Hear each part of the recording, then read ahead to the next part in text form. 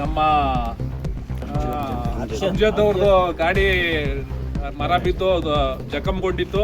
ಇವತ್ತು ನಾನು ಬೆಳಿಗ್ಗೆ MLA ರವಿಕುಮಾರ್ ಅವರು ಎಲ್ಲ ಮಂಡ್ಯ ನಗರದಲ್ಲಿ ವೀಕ್ಷಣೆ ಮರ ಬಿದ್ದ ಸ್ಥಳಗಳಲ್ಲಿ ವೀಕ್ಷಣೆ ಮಾಡ್ತಿದ್ದಾಗ ಮಾತು ಹೇಳಿದೆ, ಅಣ್ಣ ನಮ್ಮಲ್ಲೂ ಒಂದು ಮರ ಬಿದ್ದೋಗ್ಬಿಟ್ಟೈತೆ, ನಮ್ಮಲ್ಲೂ ಒಬ್ಬ ಸಿಂಗಲ್ ಓನರ್ ಅವರು ಬಡವೊಂದು ಲಾರಿ ಡ್ಯಾಮೇಜ್ ಆಗ್ಬಿಟ್ಟೈತೆ ಅಣ್ಣ, ನೀವು ಬಂದು ದಯವಿಟ್ಟು ಬಂದು ನಮ್ಮ ಒಂದು ಕಷ್ಟನ ನೀವು ನೋಡಬೇಕು ಅಂತ ನಾನು ಅವ್ರಿಗೆ ಕೇಳಿದೆ.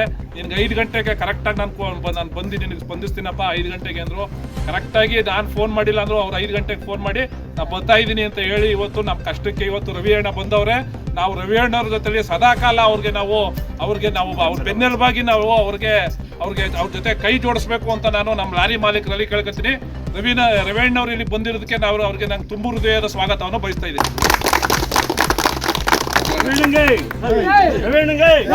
ಆಯ್ತು ಮಾಡ್ತೀನಿ.